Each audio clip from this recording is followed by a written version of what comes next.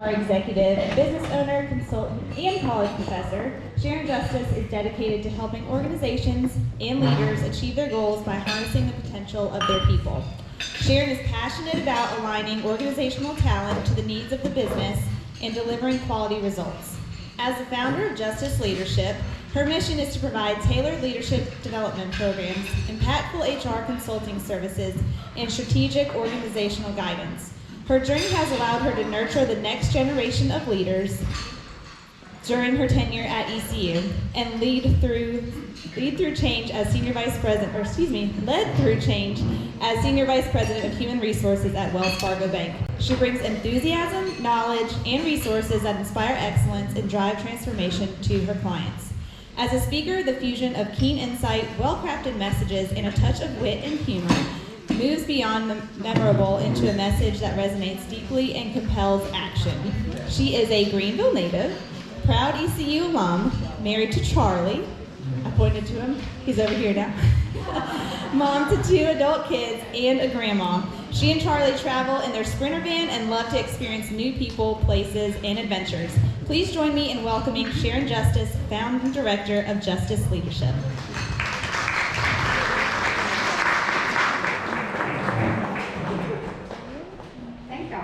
Can you hear me okay?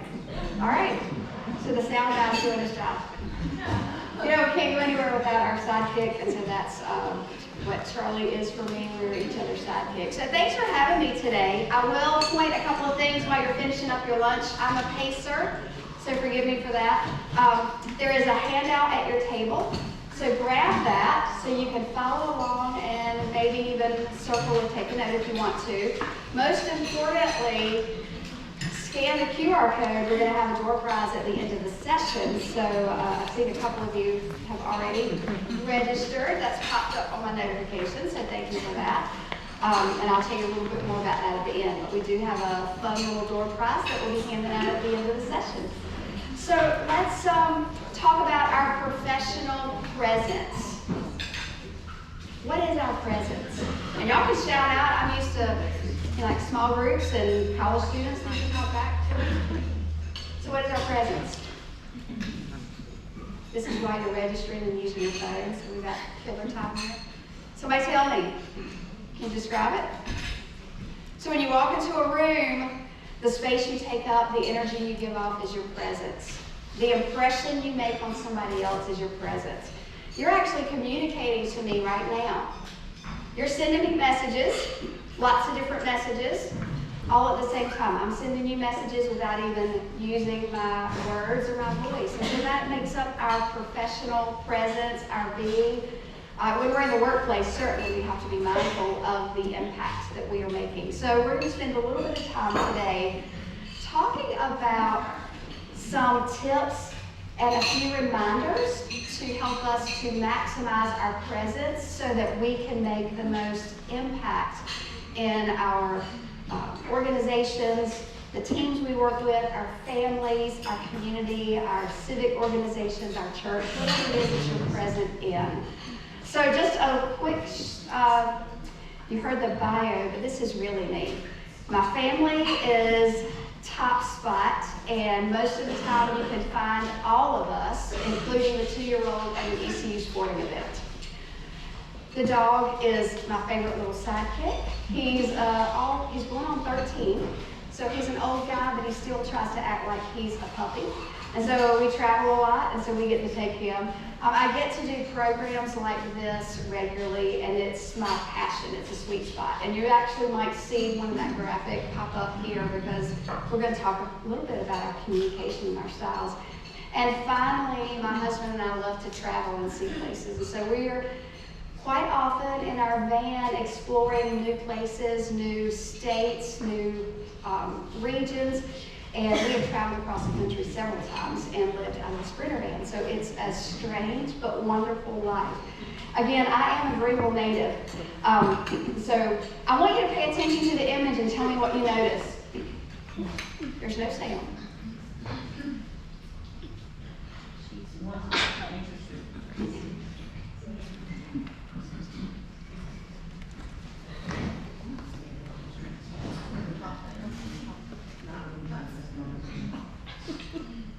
So it's two different images. So what was the difference between the two? I heard some of you talking about it. One's not interested. One isn't interested. Why? How do you know? Looking away, eye roll,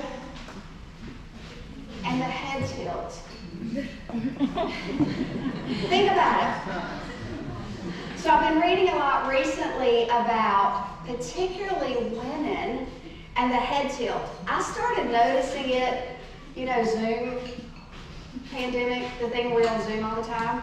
I started noticing my image in the screen was always like this. I'm like, why? It was always this way. I don't know, but then I started reading and seeing research on it, statements on it, and we as women, and some of these things are going to be a little gender specific. We're not stereotyping, but just pointing a few things out.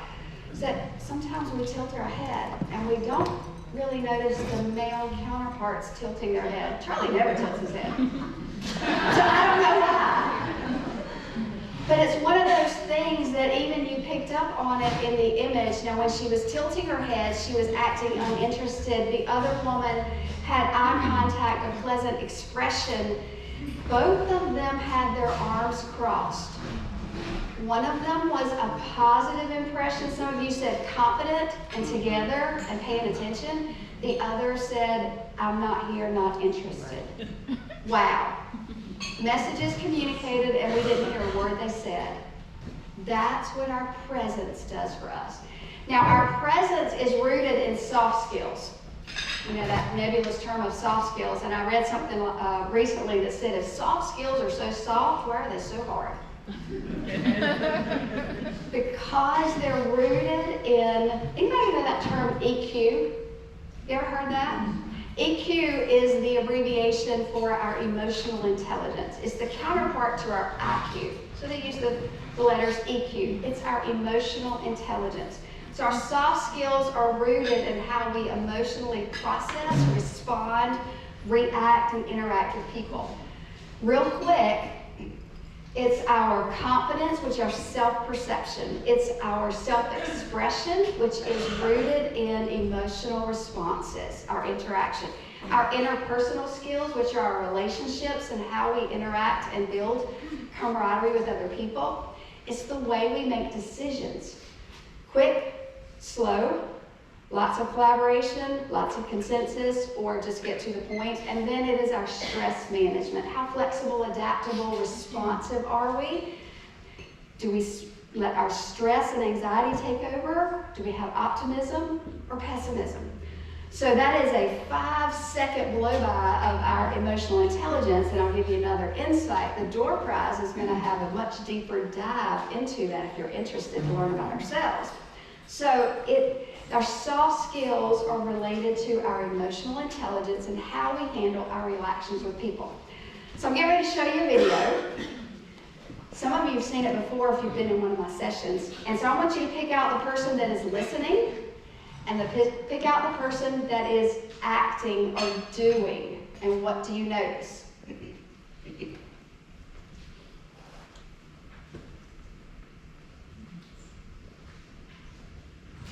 It's just, there's all this pressure, And sometimes it feels like it's right up on me. And I can just feel it, like literally feel it in my head. And it's relentless. And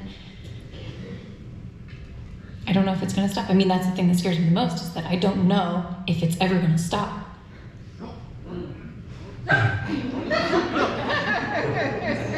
You do have a nail in your head. It is not about the nail. Are you sure? Because, I'll bet if we got that out of there. Stop trying to fix it. No, I'm not trying to fix it. I'm just pointing out that maybe the nail is causing... You always do this. You always try to fix things when what I really need is for you to just listen. See, I don't think that is what you need. I think what you need is to get the nail See, out. you're not listening now. Okay, fine. I will listen. Fine. It's just, sometimes it's like, there's this achy, I don't know what it is. I don't sleep very well at all. and all my sweaters are snagged. I mean, all of them. That sounds really hard. It is. Thank you. So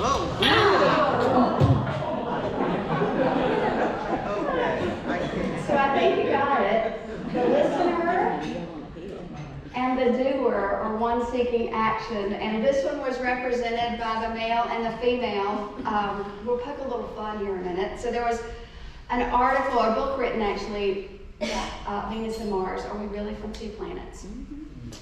Sometimes it feels like we are, but it's actually rooted in our personality styles. Our God-given DNA that created us who we are feels like the way that we interact with people, and it's rooted in our style, our communication style.